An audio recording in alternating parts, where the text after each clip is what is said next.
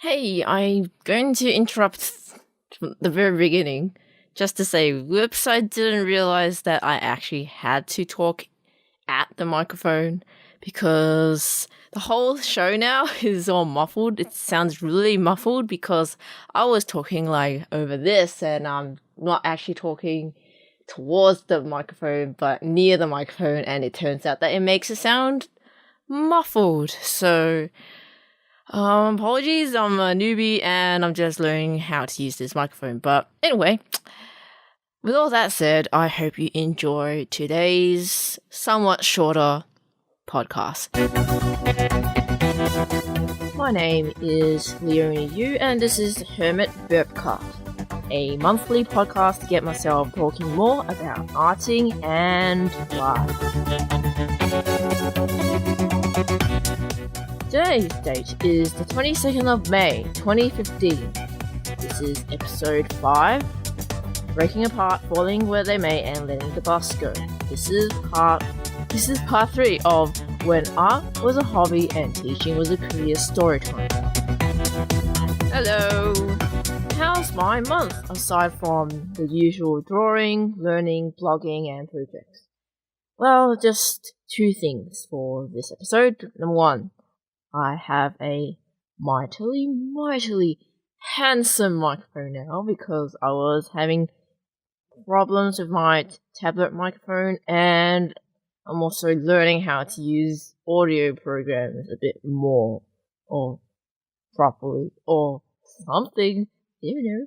I think at least I'm getting better, and also, I don't have to worry too much about words cutting out of the recording until after it's recorded, sorry. Anyway, so yay, new microphone! Number 2, I have been stubbornly ignoring the usual, give it up, Leonie, give it up, like words of, you're not going anywhere with this. You just sit all day, every day. Go find a real job. So that kind of external pressure, and I say to that, and if you're in the same boat, get that noise out. If you have people talking to you like this, they are talking out of fear, and they are concerned for you. But they're projecting their fears onto you, and it's really unhelpful and kind of unsupportive in that regard. If you are considering giving up, well, the thing is, you all do consider giving up sometimes especially when we are at our most lowest point in our lives, then change course so that it suits you better, or take an actual break for a while. Find the joy in life and do some little fun things and all that. And then come back to it. What I mean to say is, don't force yourself and don't give up on yourself. I personally get all this talk every now and again, and although I won't deny that I'm not hurt by it, but ultimately it makes me more stubborn instead. So, I don't know, I'll just use that energy as fuel, I guess. So, I think that's all I can say about this month, because I guess I'm getting busier now. I'm using Facebook less. It's now becoming a weekly thing, because, oh my gosh, there's always so much activity going on. And I'm just like, I'd rather like do it all in one go, once a week or something like that, and then focus on other things that I'm juggling with in the other time. So I'm basically not really using Facebook that much anymore. I'm checking once a week, I guess, but because if I go back into the regular habit, I find myself checking a lot too much. Even within a day, I find myself checking too much, and I don't know why this habit happens to you when you use Facebook. And I'm being strict with myself. Yeah, just do it once a week. Leonie, and I'm agreeing with that. So it's not easy because I just did another one before, and when I had a look back at checking Facebook, I found myself checking a lot, like many times in one day, and I'm like, "What are you doing? What are you doing? You're supposed to stop." And yeah, and Twitter I don't mind as much, but I can talk about all the social medias in a future podcast episode. I'm planning to, actually do a proper ramble about social media as an introverted person like me. But yeah, I've been trying to hone in on focusing on the more important things, and if people who are important to me really want to contact me, they know how to reach me. So yeah, it'll be all good. And yeah, okay, so that is all I can say in the past month. So yay, that's May and the last week or so of April. Yeah.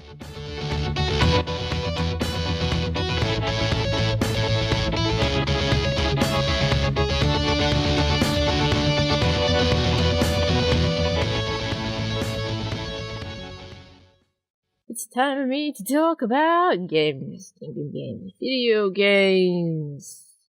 My other thing that I like a lot. I like animation and movies too, but I chose to not be up to date on that side of things because I'm choosing. Oh my gosh, what's wrong with my English? I'm terrible. And because I don't know, you need money to watch those things, and I usually wait until I'm able to rent them, and that takes like 6 or maybe a year later for me to remember. Oh, looking back, I didn't watch that movie. Like movies like Big Hero 6 and the Lego movie. I don't know. I mean, I watched the Avengers like I don't know a year or two later. I'm not in a hurry to catch up with everyone else in terms of movies. I guess yeah. And I think watching people play games is more accessible to me because it's on YouTube. I can just play.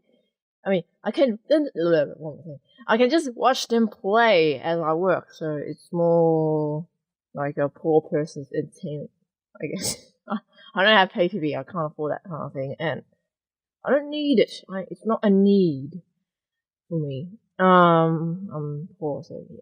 Anyway, I rambled. So okay, so we got quite a lot of games to talk through, so I'll do what I can. But the first game I'd like to talk about is Mario Kart 8, the DLC. The DLC with the 200cc, where it's really fast, that you're forced to use the brakes to go anywhere.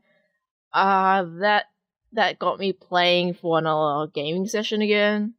It was incredibly fun. I really, really like that course where you're in a kid's bedroom and you can see all like the imaginary merchandise they put everywhere and the Yoshi and Yarn amiibos and it's adorable and colorful and I actually took my time driving really slowly just to observe the scenery. That's how I played after a while because 200cc was too fast for me. I'm terrible at it. And because in one case I was in with my brother an online game and I ended up being last place or somewhere between then. I just kind of gave up and I started driving really slowly and looking around the course scenery. And then the algorithm that they use for tournaments thought that I was a bot or a fake person playing, and then they kicked me and my brother out of the tournament. Oh, my brother was not pleased. But I didn't know. I didn't know I would get kicked out of the whole tournament thing because I decided to not race like everyone else did. Jeez. Anyway, so yeah, that's Mario Kart 8. It's a fun game if you have a lot of friends, and if you're really competitive, that's another story. But it's just, silly, fun shenanigans. It's not just based on skill, it's a lot based on luck and using items on each other, full of betrayal as well in that regard. You know, all that stuff. Yeah, it's a party game, as I see it. Okay, so, the next game that I like to talk about is the developer Swery. He's behind the game D4. I've talked about D4 before. D4 is a game also known as Dark Dreams Don't Die. And it's been announced in the past month that Season 1 is to be ported to the PC. And more seasons are to come, and I'm like, yay, at last! Because it seemed like, this series is doomed. I would never know what would happen at the end of that Season 1 that I saw. And it seems like it's going to be really easy to play now that it's ported to the PC with the PC controls instead of the Kinect controls. And I might actually consider playing it myself when it comes to PC. Yes, I have watched Season 1 3 times over with 3 different Let's Players, but still. It's such a weird and wonderful interactive story. I wouldn't call it an actual video game with substantial gameplay, but it's an entertaining ride, and I would like to know more, and I'm glad that it's still going, so, yeah. Okay, the next game. Oh, the third game, Broken Age Act 2. Oh, gosh. This game is, my brother, he backed the game. I watched him play through the game. I watched some other people play through the game on YouTube as well, and my brother essentially wants his money back. That's the gist, and I actually had to poke him in the right direction so that he didn't rage quit, basically. If I wasn't there to help him, because I've seen the other people play through the game already, so I knew what's I can poke him in the right direction a bit here and there. He would have quit already the game early on, and my point is there's so much dissatisfaction with this second act. It felt like it's a different game from Act 1 altogether, despite the fact that they reused a lot of art assets from Act 1. There's not that much of new places to go in Act 2. Maybe, like, there are changes to the same setting, and there's one more setting that I can't talk about because it's a bit spoilery, but yeah, there's nothing substantially new in terms of places you can go. It's the same thing except the character switches to the other side, and that's it. And in terms of the story, it feels like a whole extra act. I mean, there was Act 1, and then there's Act 2 where you play in the same way where you either play as Shay or you play as either Vela. Vela still is a really cool character.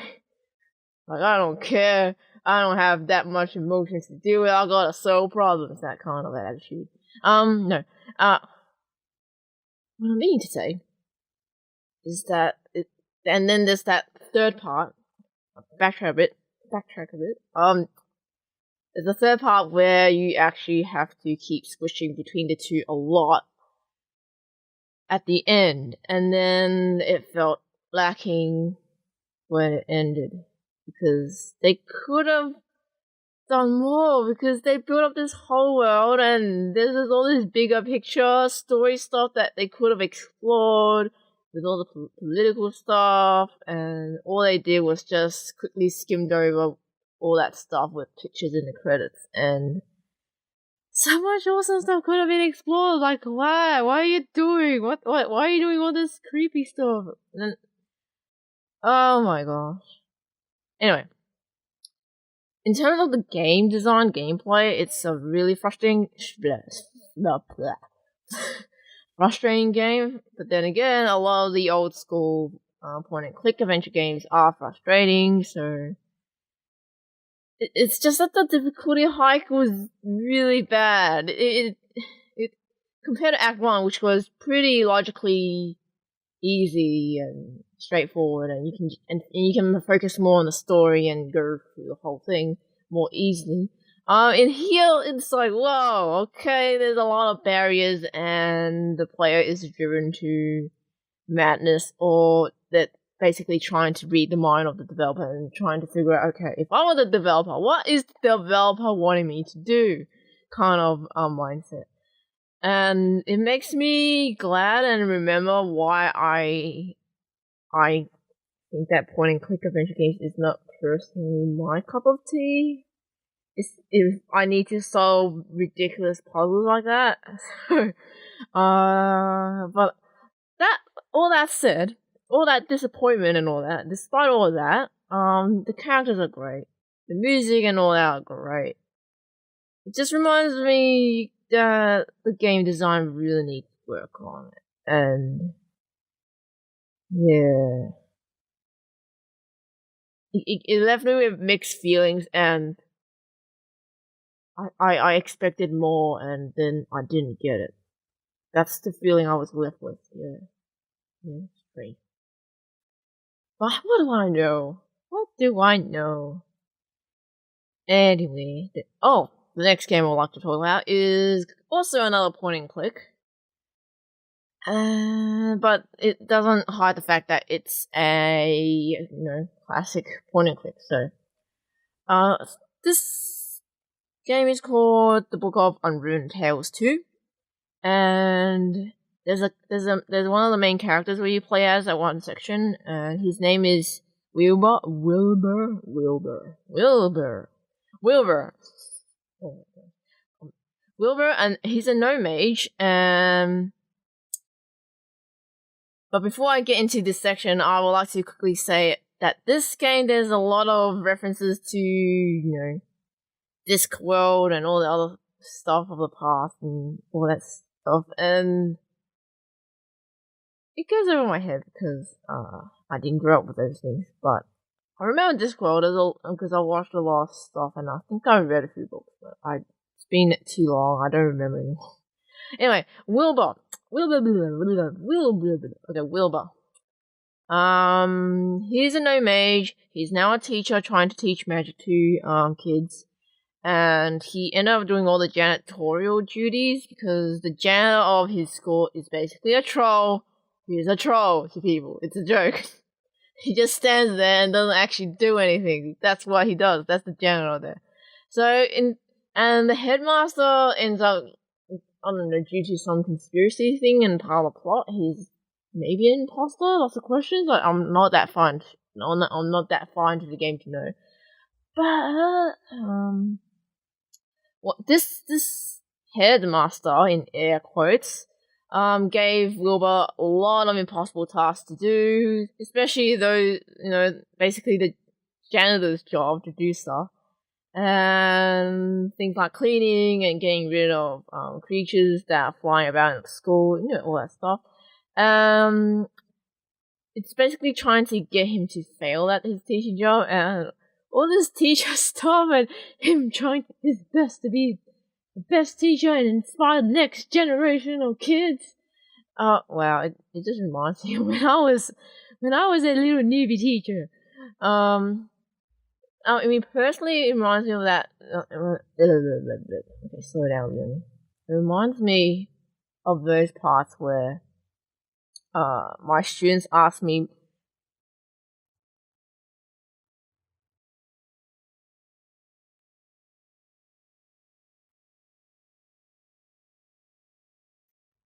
Miss, why do we have to clean up the classroom when there's cleaners here? We're not cleaners, and all this mess in the classroom, it wasn't left by us. It's not fair. That kind of gist. When I tell them to clean the classroom up, because there's things like tissues everywhere and wrappers, and I don't know how it got there in the first place, but and then I just tell them that, yes, I know, we just need to make sure that it doesn't get worse kind of vibe, and that, hey, we want a clean place to learn in, so I think that was the gist of what I responded to. I don't remember now. And then also other times I couldn't be bothered asking my classmates. Wait, my students. Oh my gosh, I'm mixing things up badly. What am I doing? My students that I can't be bothered asking my students to clean the classroom, so I ended up doing it when they were gone or beforehand. Because hey, the next class needs to use the room too, and then I don't want it to keep building up and get worse. So that was my logic. So in their question to, hey, why don't we got cleaners? The cleaners should do this. It's not our job kind of vibe. Well, I know the cleaners. Well, in terms of in a greeting kind of way, because every morning I come in really early, and they come in really early to clean school, and then when I leave late, they stay around really late to clean the school as well. And then it's just two of them, two cleaners, and they're a married couple, and they're nice people. So, and I greet them, say hi whenever I pass them by. It's cool.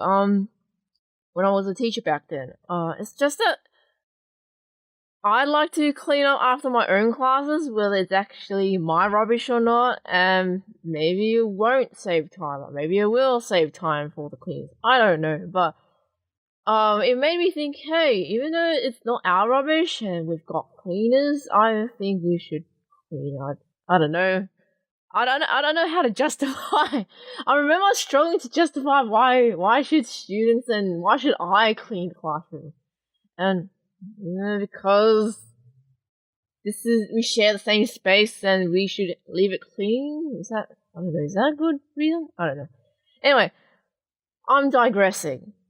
Let's digress. What? How do I use the word digress now? I don't know. Anyway, my point is that this game reminded me of my teaching days to do with cleaning for some reason. I don't know why. Oh my gosh, it's like, because in the game they talk about political stuff, and there's politicians needing to support the school and all that high up end stuff, and headmaster leading there's some election going on, and I can kind of relate to this because I think all of that was also kind of going on in the school I worked in, kind of vibe. So it's like, yes, those teaching days, and then I stroke my invisible beard. Yes, yeah. That's what that game reminded me of, and that I wanted to ramble about. Okay, the next game. The 2 global test fire event. They did it over one of the weekends, and people got to test the game, the online multiplayer game, just for 3 designated hours only. So it's timed, and they kick you out, and you're not allowed to play anymore once that specified hour is over. So I played for an hour and a bit because I went over time, and I'm kind of getting the hang of it. It's incredibly fun still compared to the last time I played at PAX Australia, because they had a demo there, and it's fun. They got weapons, and the aim of the game that I played, is that you are in a team of 4. It's 4 versus 4 v. How do you? What's the lingo? I don't know. 4 players versus 4 players. Yeah, that's that's all I know how to describe it. And essentially each team needs to cover as much area as possible with their own team's colored paint. And there's different weapons you can use. There's bombs where you can splatter a whole water balloon, I don't know, amount of paint and splatter across the place. And then there's other weapons like a splatter gun junior or something like that. I'm getting names wrong, probably. And then there's also the normal splatter gun where you just pew pew pew and then go splat splat splat everywhere. And Then there's the paint roller thing, where there's a huge roller where you paint the floor around you and then you thump it.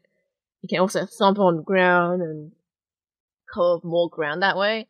And there's also the sniper gun like rifle thing where it shoots a straight line in front of you, a whole line of paint, really accurate, and especially if you want to target opponents and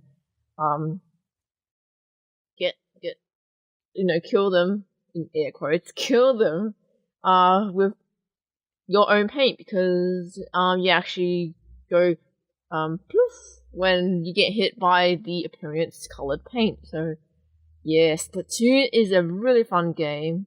The plaza looks interesting in terms of how you can customize what you wear, and in terms of gear and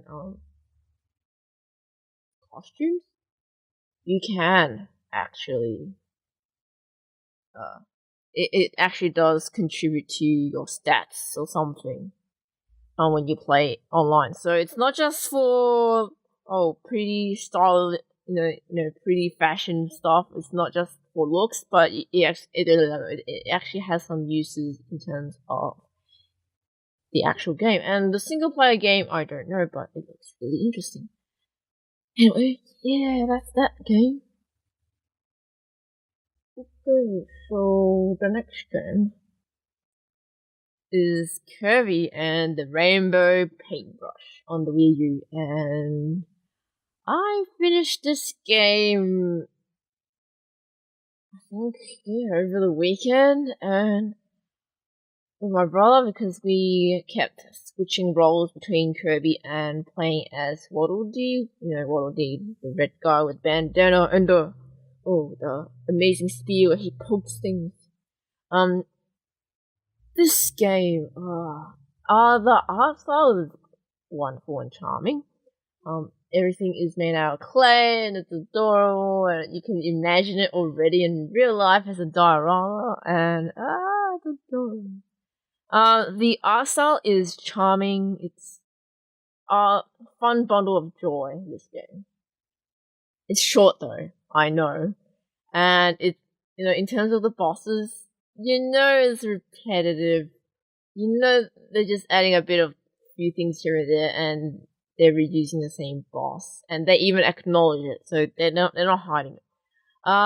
But still, I feel like a child again with this game. It reminds me of back then when Canvas Curse, another game where you draw lines. So like Canvas Curse is a game on the DS back then, and it reminds me of those days where you just draw a line and then Kirby rolls across it, and there's all this crazy stuff that happens, and you have to. It's really floaty though in a way in this game, but yeah, I remember the fun times and actually like completing a lot of the challenges in Canvas Curse. Anyway, that's the past. Back to this game though. I was playing originally. I was set on playing small sessions, but then we ended up finishing the whole game here and there. Eileen, she is the character that transforms into that rainbow paintbrush. So she is the paintbrush, and her name's Eileen. And in each level, there are her secret diary pages you can collect, and she draws what she thinks of during each level, and it's so adorable. It's basically the reward for me for completing each level. Basically, it's the highlight of the game for me. Because, it's so adorable. Her drawings isn't even the same as the art style within the game. And she draws really, really colorful and colorful pictures for each level completed. And the way she draws Waddle Dee, it looked like a strong man in the circus. And Waddle Dee, wait, no, not Waddle Dee. Oh my gosh, I'm saying it wrong. King Dedede. The way she draws King Dedede, it looked like a Mr. Strong from a circus with a mustache. Yes, not Waddle Dee. She did draw Waddle Dee, and yes, that was adorable as well. But my point was how she drew King D. King Dedede and Meta Knight. Meta Knight looks like a tuxedo mask. Oh my gosh, it's adorable. And I don't know. I'm just melting at it. Anyway, her diary really also reminds me of when I was a primary school kid, and everyone had these memo books. I don't know what they called it. It starts with M, right? I don't know. I just call them memo books from my really bad memory, and that's where everyone exchanges books and everyone writes their own bio and horoscope and what they like and don't like and who's their best friend, and they write all in that book, and then you swap back your own book with theirs and that kind of thing. It reminds me of all of that because, hey, this is my friend. He likes apples. That kind of thing. That was what I found in Leonie's Secret Diary, and it's just it's childish, but it's so adorable. Anyway, in terms of the actual game, okay, enough. I was rambling too much about the diary. Enough of that. In terms of the actual game, it's just, fun drawing and smashing through things as Kirby, and the rocket pass was quite interesting because I found myself at one point, wait a minute, is this Metroid? What is this? But it wasn't. But it felt weird because I saw the map as if it was from Metroid, so it was weird to me. Anyway, and my brother got really angry at me because I die a lot, and I mean, he was a bit out of it as well, to be fair, but he wasn't happy because I stop up so much, and then I kept saying I'm not good at video games. Anyway, but that I think that's the fun of it, failing and keep going. Basically, you fail and then you keep playing until you get there. That's how I play games. And this game, I can't say it's the best Kirby game though, but I enjoyed it. Yeah, let's put it like that. I enjoyed it, but I can't say it's the best Kirby game ever. Because, yeah. But one thing I would like to say is that Glacia's character design at the ending is adorable too. I like it a lot. I like it a lot. Yeah, okay, that's enough of Kirby. Oh gosh. Anyway, next game. Oh, Mellow. I went back to playing again because at the time I wasn't feeling too great. So, hey, let's use video games to keep my mind distracted kind of approach. So I was set on getting the Rot or Conquer victories, and I'm not doing so great. Yeah, I don't know how to get it. I somehow got the prestige. The prestige victory is easy, but I somehow got the Spirit Stones victory, and somehow managed to weed through into the palace. So I don't know what to do. I don't know if I'm getting the hang of it. I don't know. But what I do know is that I am not a really strategic gamer, or rather, I think I still need more time in this game to be good at it. I'm really slow with these strategic things. Yeah. That's Mellow. Okay. Okay, so this is the last point that I would like to talk about. And I don't know, there's probably a lot of, better game developers and designers and better people who can talk about this more than I do, but as someone who is not playing video games that much but watches a lot of them, hear me out. I'm just being really simplistic right now as I categorize games. Okay, here goes. Is splitting games into strategic games versus reacting games fair? That is my question for today. That is my question for this month, actually. Yeah, That's the question for this month. Yeah. Because I know that both have their place, and I know that games in general either lean towards one or the other. They're a bit of both, but they are either more. Slow down. They are either more strategic, or they're either more reacting, where you just react. And you might be wondering, wait, what do you really mean, Leonie, by strategic and reacting kind of game? What do you mean? And I say to you, well, let me begin to tell you. Strategic games, I think, require strategy, time, practice, and patience, and you do all this work and effort, and in the end, you feel accomplished, you feel satisfaction, and it feels fun when you finally reach that goal. I think these are the kinds of games where you get into it, and you play till you win, or reach the end, you get challenged, and you just want to give your best shot at it, basically. That's what I think strategic games are at its core. Reacting games? I don't know if I've got a better word, but I think reacting feels good to me. I think this is where people can just pick a game up, and then can do and they can just get into playing it, and they do it for fun.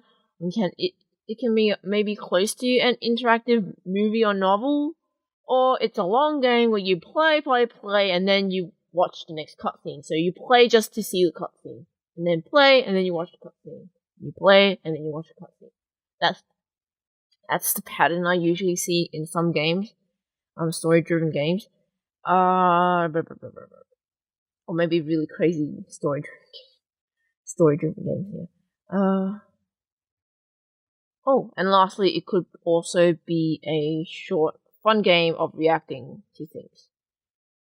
So this is probably where you play for the fun experience rather than winning or achievements or high scores, I think, yeah. And my suggestion is there are games that are one, or others that are a mix of both.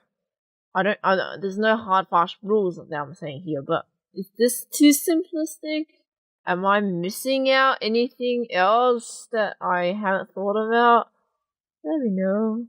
But that's the vibe I'm getting in terms of games in general. There's ones that are strategic, and the others where you react and experience the game more. So, yeah. That's all I got to say about games.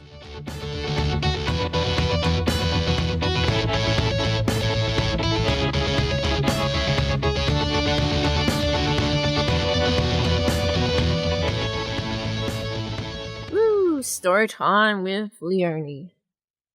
This is the continued recording from early March, where I finally end my story time. Now note that at the end of it, I actually say that there's a side topic I would like to get into. I cut that out, and it will be in next month's episode, so in June's episode. So, look forward to that side topic, because I felt that it wasn't relevant right now for this episode. So, but because it's just a side topic where I just ramble on about teaching itself and maths on its own. So I'm thinking, yeah, I should talk about it in the Q&A episode next month. So, also a reminder, if you got questions on the story time, let me know before June's episode, because I'm gonna handle it and deal with them all in that episode, to do with teaching and dream careers, and what else I want to talk about?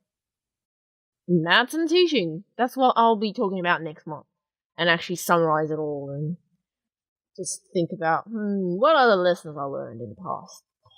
The whole thing, like all this whole story. So yeah, if you got questions on this, email me at HermitBurpcast@gmail.com. That's HermitBurpcast@gmail.com. Or if you know me well enough, you can directly ask me if you want to.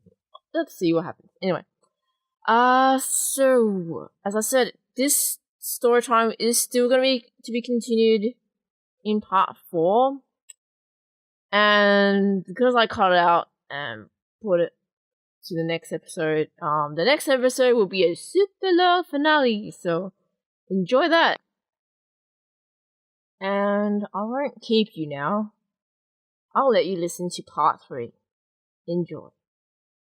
Hey! Hello. Last time on the HermitBurpcast Storytime, when art was a hobby and teaching was a career, in part 2, I kept doing my best and failing and then doing over and then failing. That was basically my first year teaching experience. Until the point I became apathetic, and classes seemed to calm down to an arguably manageable level with a vibe of indifference and helplessness in the air. Yes, the preview image for this episode is what I did before the students even came into the classroom. I wrote a lot of stuff on the board just so that I can keep an eye on them during class time. It's weird because there comes the point where you can't even trust your own students to be able to turn your back towards them. It was a difficult time for me. Anyway, this is part 3, the final part as well, for this story time. For most of my teaching career, I truly believed that I was going to teach, grow old as a miserable spinster, and then I die. Yeah, that sounds so positive, doesn't it? Because that was the vibe I was getting, because a lot of my colleagues were much older than I was. They had families. They've done teaching for most of their life. Was my so-called fate, I guess, that I believed myself to believe in. Am I making sense? My brother still jokes that I'm going to be Miss Marple when I grow old. It's his silly joke. I don't know, smack his head or something. Nah, not really. Anyway, back to the point. Teaching was a struggle.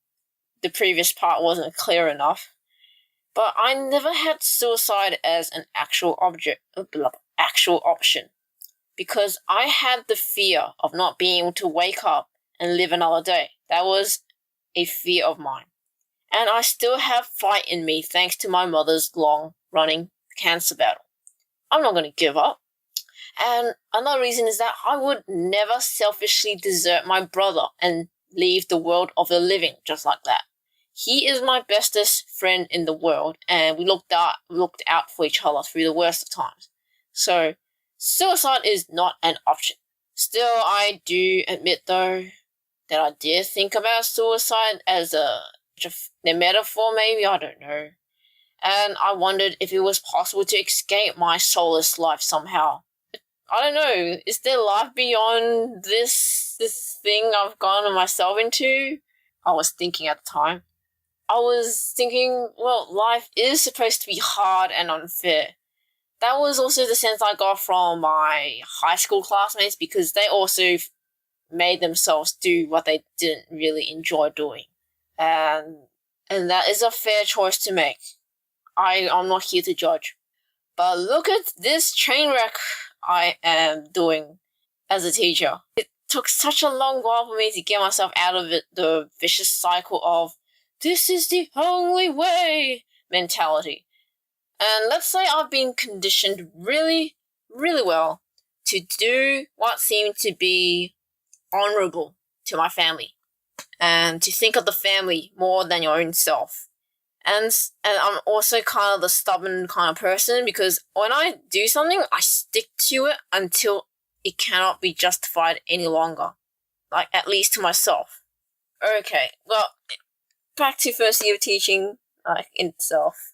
There was that mid-year term 3 staff meeting, and it was also a professional development day.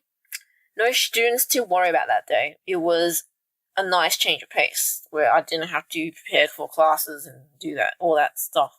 Talk began as there was a lot of negativity and politics going about. And I was out of the loop because I didn't hang around the staff room that much.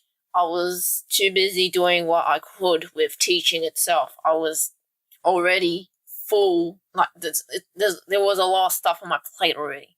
But apparently there has been a lot of low morale among both teachers and students, essentially the whole community. And there was also a point being raised that a lot of keen to study students, aka students who were doing well in the education system, they kept leaving our school. And the school was also just recovering from an arson. Now, this talk involved photos and clip art of American yellow school buses, and this was projected onto the wall. And I saw in these photos kids going on or going off the bus, and kids watching the bus going away with their arms reaching out for the bus. I was really amused at these photos and clip art of American school buses. And these people in the photos were really over the top, like, no, I'm missing my bus. Kind of vibe. It was amusing to me. And what the principal was saying from all these photos of American yellow school buses and people trying to get on or off the bus is that you're either on the bus or you're off the bus. Let me say this again for the joy of it. You're either on the bus or off the bus. Now, what does she mean by this? You may wonder. Well, I was curious too. I was like, what is this about buses? Is this the magic school bus? Yeah. No, this is not about the magic school bus, unfortunately.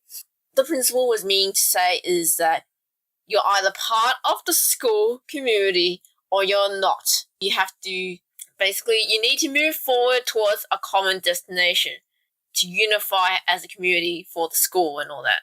AKA, stop being part of that negativity, stop the staff gossip, redirect all the rumors, when parents and students are complaining about the school, redirect all the rumors, and basically the message was work together towards a solution. That was the gist about the pictures of American yellow school buses. The principal was emphasizing that it ruins the school's reputation and its foundation as a community, that we should stick together and eventually we can get through this. Now, throughout the whole professional development day, we were looking at results of standardized tests. Yes, a lot of the day was spent on this, and I was really struggling to get my head around why. But then again, the school is a business, and that is important in running a business, I guess. Anyway, I digress. In general, it seems like the staff morale was pretty mixed, and it was low enough to warrant this presentation about yellow American school buses.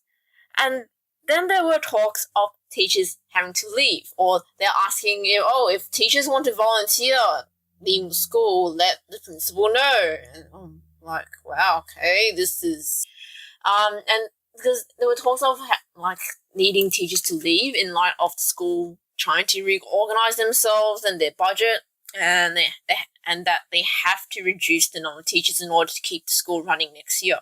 And then, of course, a colleague came to me and said, hey, the principal wants to see you later after this. So I stayed back like a lost sheep, and I was nervous, obviously. I'm going to talk to the boss.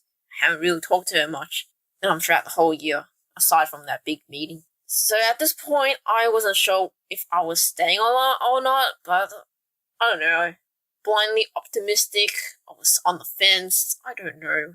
All I did know is that a lot of newbie teachers that started at the same time I did, they were all leaving, or they have left for other schools as well. So I would have thought that past me would have figured out that I'm not gonna stay in the school that long. But, I don't know. Anyway, finally I stayed back, and the time came where I was going to speak to the principal, and I was told that that my contract won't continue, but I will still be supported. She is happy to be my referee in my job hunt effort. So I thanked her, and I left with mixed feelings. Understandably so.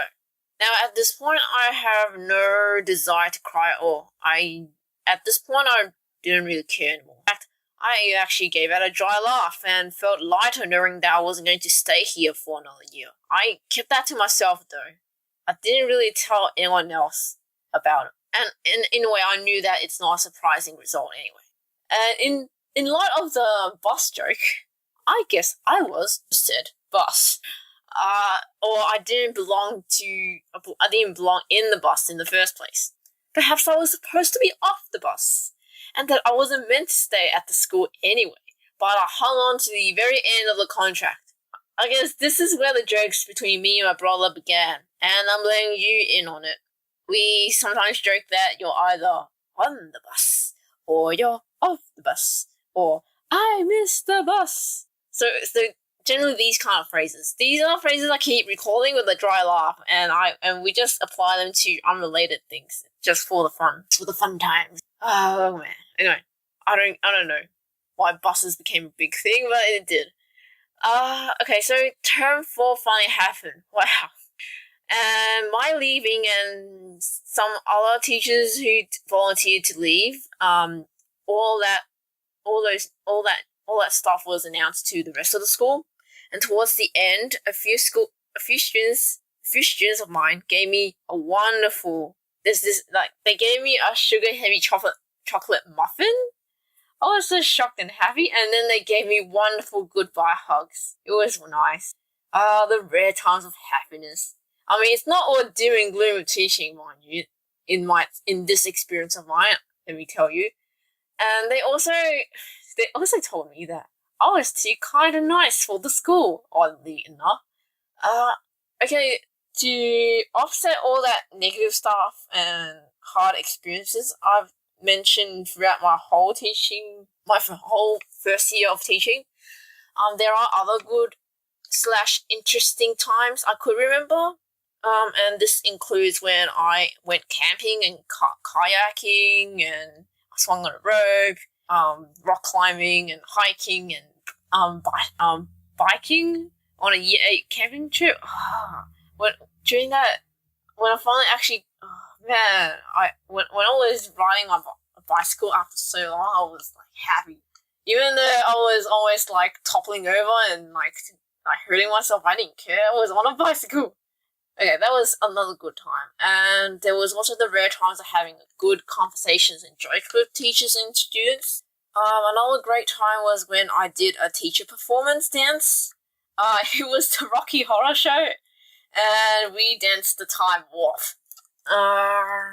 It was also a sad moment in time because that was, I don't know, in the year, and I felt there was a sense of just the end kind of vibe.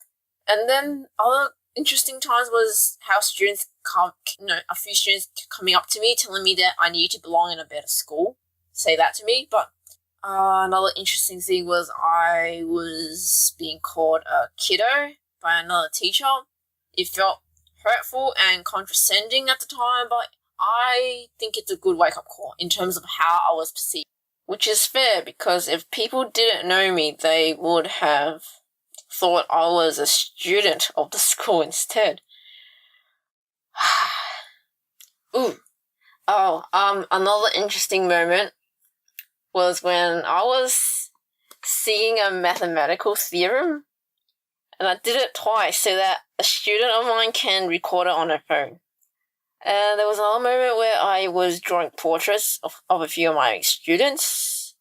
And lastly, I was giving out lollies to my students as my way of saying goodbye and wishing them all the best for next year. At this point, it became a babysitting kind of thing with little curriculum to do at the end of term 4, which is why I was able to do portraits and sing things and give lollies, because it's the end of term 4 and education system and waiting until the year ends. That was the general vibe towards the end of the year. I do agree that term 4 is weird. It becomes babysitting final days. Like, during the final days of the year, the teacher is free to do anything they want, so they can try fun things or silly things. But from my experience during my first year, most students just wanted to talk amongst themselves. And there was always that huge issue with their mobile phone. They were always on their mobile phones, even though I have to consistently ban them from doing it because they weren't allowed.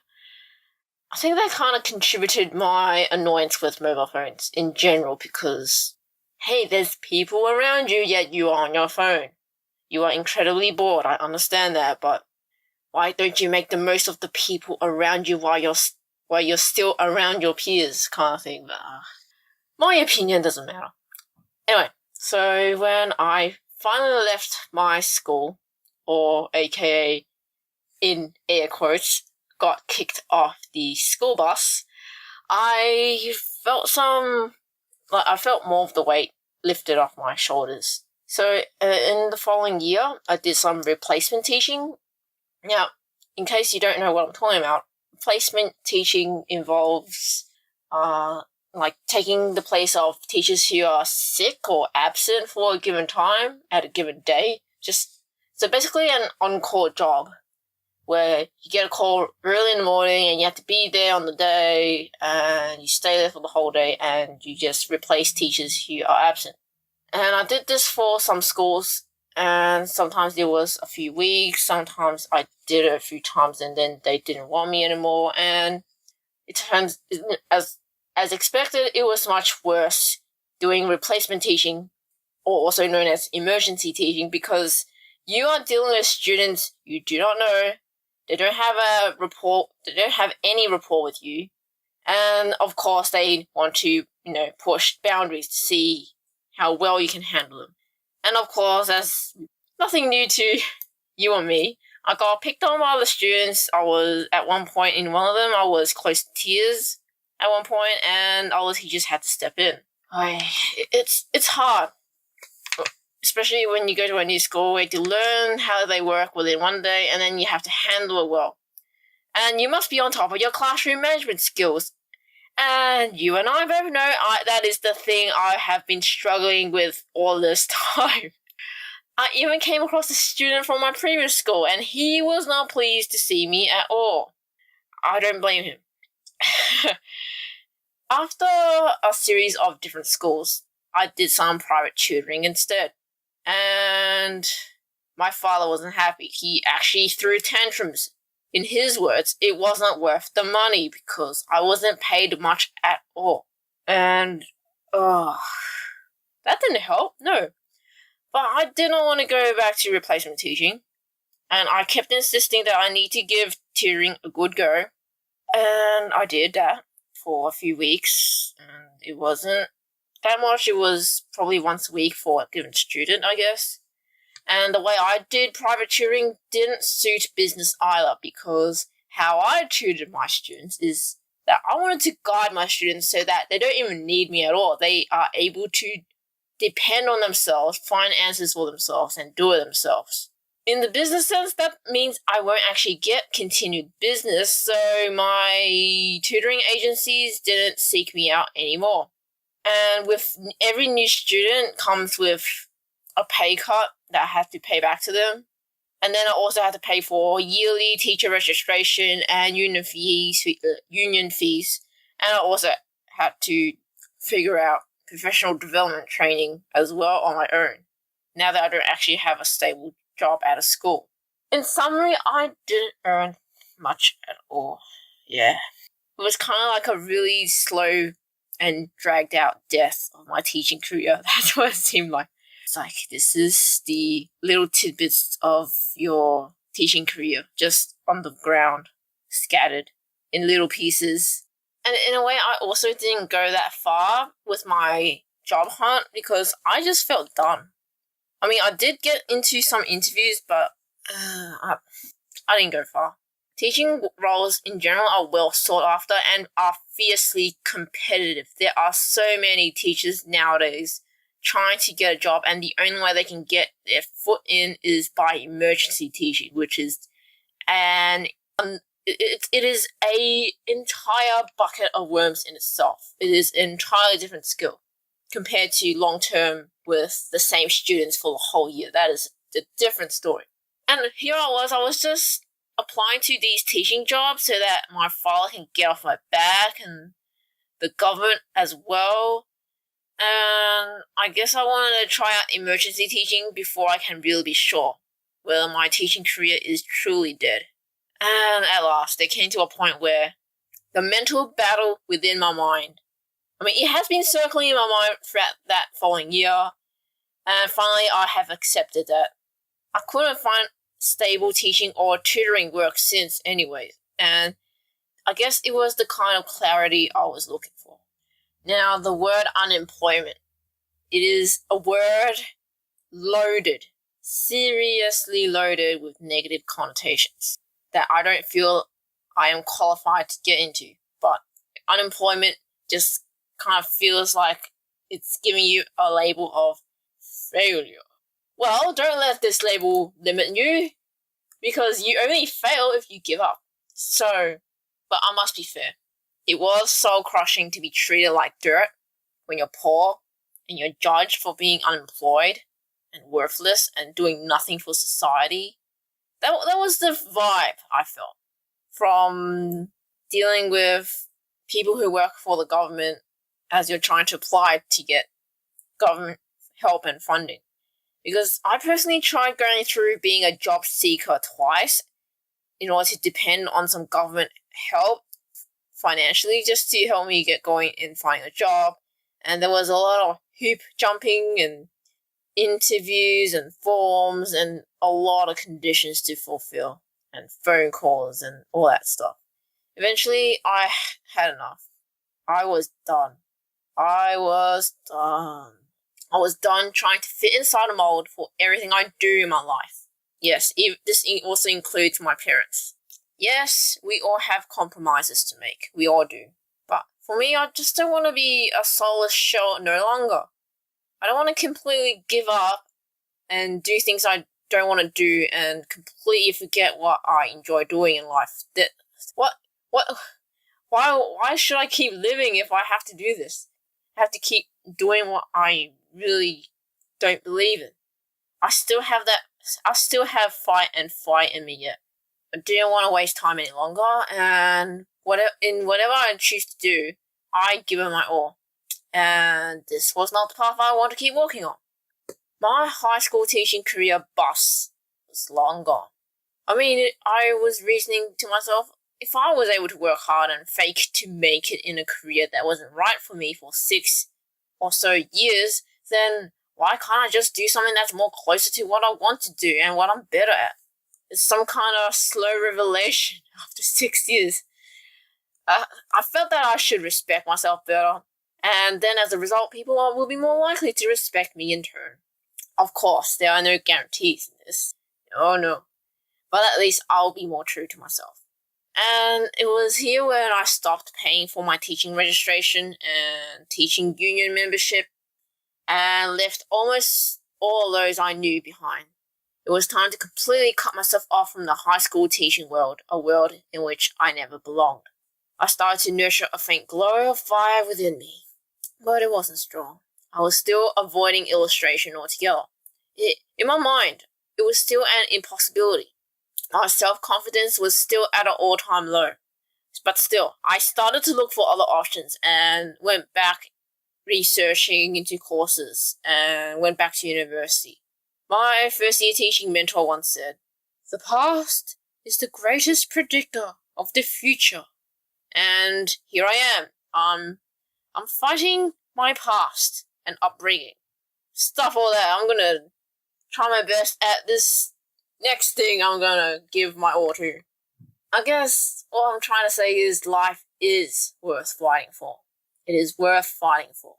Don't force yourself to be who you're not, and don't completely give up who you really want to be like I did for a time. Now officially this is the end of Storytime with Leonie, but I have a side topic I want to talk about. To be continued in part 4, the Q&A episode, next month.